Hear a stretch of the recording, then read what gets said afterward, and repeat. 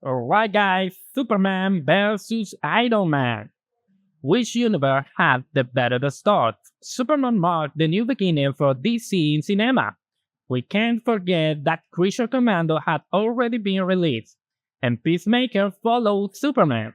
However, James Gunn made it clear that everything truly starts with Superman.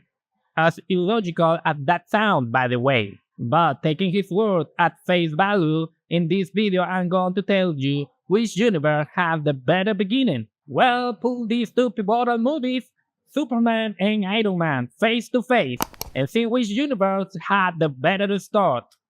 Iron Man was released in 2008, a time when Marvel movies were not taken seriously. We had films like Fantastic Four, Punisher, and Daredevil. They fell within each, and sometimes outright bad. Even the X-Men franchise struggled. I remember watching the second one directly on TV in some places. Only a few managed to hit theater. Yes, Spider-Man was considered perhaps Marvel's most serious offering, but unfortunately, the third film lowered that dramatic intensity. There's a reason for the million of memes. The movie was riddled with comedic situations. The year big release was Batman: The Dark Knight, where we saw the true potential of superheroes when they are taken seriously. And even though that movie took all the attention, Iron Man was released, a movie that also takes the character seriously and feels incredible comic accurate. What I mean is, it didn't need to be realistic, like what people call Nolan grounded Batman. Here, Iron Man respects his comic origins. The suit in this movie, mixed with practical effects and CGI, was simply awesome. And if you don't believe me, you can see the behind the scenes. Even with Nolan taking the spotlight, Iron Man did well enough for Marvel to invest more money into superheroes, leading to the Incredible Hulk. Iron Man 2, this is the truly where the idea of connecting character was born, with cameos or mention like the Thor hammer. While I find Iron Man 2 worse than the first, it was successful enough to Marvel to plant the idea that many superheroes were coming. So we can say Marvel started small and grew bigger. The big characters like Fantastic Four and Spider-Man had big budgets, while the more street-level heroes like Daredevil or Punisher were films that, even if they had their charm, fell underground or straight to TV. Marvel managed to consolidate a single, same narrative, what we now call the Marvel formula now. Iron Man 2 and Iron Man 1, they were already talking about the cameo in The Incredible Hulk, but for whatever reason, it didn't happen with Edward Norton version. However, it is canon, as we saw character return in Captain America Brave New World. And now this is context. Superman. Superman context is different. I think it's marked by its leadership and constantly changing CEO visions. Even though they wanted to connect everything, it didn't happen. I'm not saying all movies should be the same. That would be boring, but everything was different, often with wildly different results. Aquaman, for example, is an underwater epic, literally a Star Wars under the sea, making $1 billion. For the other hand, we had Justice League, which barely made $300 million, if I recall correctly. Furthermore, fans were divided between those who wanted a Snyder version. Besides, DC leadership changed constantly, which produced these different tones and visions. Things were happening on the fly without strategic planning. Every time leadership changed, the direction changed, and that obviously affected. James Gunn was chosen, but he already controversial figure. From my point of view, of course, the movie he delivered isn't that solid, since the fans are still divided. And on the top of that, this new beginning is a risk. Remember that Warner is set for sale, so another leadership change could come. This is normal. If you're a new boss, you bring your own people. So Gunn's position is in danger. Whether the movie was a success or not isn't the point. A new CEO could simple not like Gunn and replacing him. So Marvel had the better context, thanks to Kevin Feige's consistency and vision. They created something solid that the people might love or hate, but they stay loyal to their core ideas.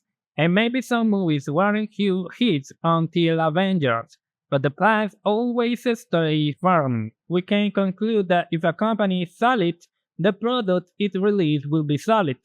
But if your leadership change every year, logically your product will be mediocre, only surviving to the mastery and love of directors like James Wan or Snyder. That's why Gunn's context is very difficult, despite whatever success he had this year. Now, to analyze which superhero had a better beginning, it's time to talking about the most important thing, the hero journey. Which movie had a better character development? Tony Stark or Superman? Iron Man, as I said, is very comic accurate. Tony Stark builds and sells weapons of mass destruction. He is obviously extremely arrogant, and he has the talent to back it up, since he is a genius. A spoiled person into a hero willing to give his life to save humanity. We saw that in Avenger when he risked his life sending the missile to the Chitauri, and in Avenger Endgame where he ultimately died in the final sacrifice. That's why the phrase, "This is the proof that Tony Stark did have a heart" exists, but it's unfair to mention 10 years of character development when honestly Iron Man 1 is enough to show his big shame and the heart of the production put into the character. Tony, after being kidnapped by the Afghanistan, decided to create a suit to escape instead of the missile he was forced to build. But what truly changed his mind was Jensen Death, another scientist who gives his life for him. Someone Tony didn't even know. Even in that moment, Tony was still arrogant. Jensen Death breaks him. And on top of that, we find out the second person he trusts the most betrayed him. That's why, even though Tony still has some arrogance, his development is simple, incredible, epic, and solid. Sadly, in my opinion, they didn't manage to repeat that tone, making the other movie more comedic, just like Spider-Man 3. Well-measured drama is what gives superheroes their epic weight and make people take them seriously. Fun fact, by Endgame, Tony wasn't arrogant at all. In my opinion, in Defeat, he found complete humility. Superman, on the other hand, this one is complicated. So let me summarize it. Clark feels more Kryptonian, a defender of the world, which is why he always listened to the incomplete message from his parents to cool down. Notably, the character breaks completely when he discovers the true message. Conquer, and if it's possible, create a new Krypton. This is what I say Superman feels more like a visitor to Earth. Otherwise, he wouldn't lose his identity so easily when he discovers the truth. It's only when his father makes him understand that he decides who he is, to the point of relaxing while looking at his adopted human parents. The problem with this origin for me is that it betrayed the character a bit. Superman has always been aware of his humanity and his Kryptonian heritage. He doesn't reject either. He embraced both to guide humanity into a new dawn. That's where the line I love so much from Man of Steel comes from. But in time, they will join you in the song called "In Time, You Will Help the Accomplish Wonders." God destroyed an essential part of Clark to build another one. Add to that the very little idea of having Superman constantly beaten down physically. The scene of him blood died like never before. Justified or not, there will be people who simply won't like it. So you don't just get the division from the production context I mentioned earlier, now you also get the division caused by Gunn's personal version. Superman is a completely an all-tour film. It's not really the idea of Superman that everybody knows from Christopher Reeve or Man of Steel. James Gunn's Superman is more of a personal opinion of what he thinks the character should be. Obviously, every director put their own message, so I'm not gonna to get into Gunn's personal message in the movie, of course, like portraying his hater as monkey. But what I will get into is changing Superman's status quo into a personal opinion. But if you like it, great. And if not, in Gunn's words, deal with it. That's why I think Iron Man wins. This video is to talking about which cinematic universe has the better beginning, not which movie is better. Iron Man portrays everything you expect from the character, everything people knew from comics or animated shows, and the right amount of dramatic seriousness to turn it into an excellent piece of entertainment.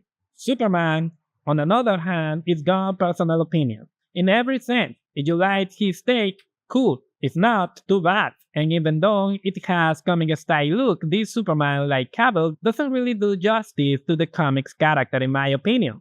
The movie is very entertaining, and if you love this Superman who does rescue many of his values, better than Cavill of course, that's your opinion. But if you want to see the real Superman, I suggest watching the animated series or reading the comics, where you can see bright grades and dark side of this character. To make the things worse, the sale of Warner could mean another reboot. Like I claimed earlier, no matter how well the movie did, something as a trivial as the new Warner CEO saying I don't like gun is enough. And for me, as history clearly shows, Marvel with Iron Man had the most solid beginning in a superhero universe. Subscribe for more and see you in another video.